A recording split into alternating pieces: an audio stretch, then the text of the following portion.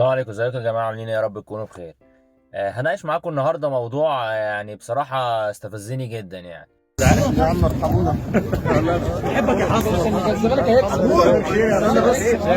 الحيوان بتاعنا فين السواق؟ زي ما انتم شفتوا كده، الفنان اللي هو المفروض كبير، يعني هو المفروض كبير وسنا ومفروض مقام عند الناس يعني. ففي بداية الفيديو بيقول يا عم ارحمني بقى، او يا جدعان ارحموني بقى. مفيش مبرر ان هو يقول على السواق بتاعه الحيوان بتاعنا فين. يعني انا بصراحة يعني انا مش مدرك ان هو واحد، يعني الناس شايفاه نجم ومسؤول عن كل تصرفاته، ان هو يتكلم بالشكل ده عن السواق بتاعه. يعني كل مهنة ليها كل التقدير والاحترام.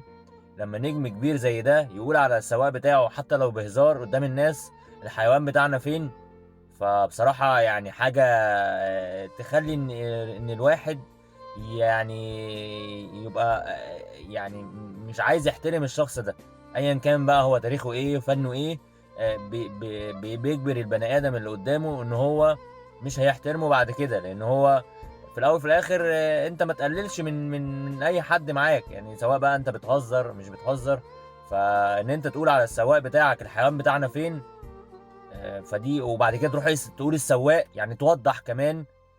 فدي حاجة يعني دي حاجة ما تطلعش من واحد بيتقال عليه الهضبة يعني خالص. طب انت انت كحد كبير المفروض ان انت تحط نفسك مكان عيلته. مثلا لو هو حد متجوز، او مثلا حد يعني لسه في بداية حياته مثلا، فهو نظره ايه في وسط الناس اهله وناسه، ان هو بيتقال عليه الحيوان. الحيوان السواق بتاعنا فين حيوان. فدي يعني حاجة دي حاجة يعني بصراحة مستفزة جدا، واعتقد ان هي استفزت كل الناس يعني. شكرا.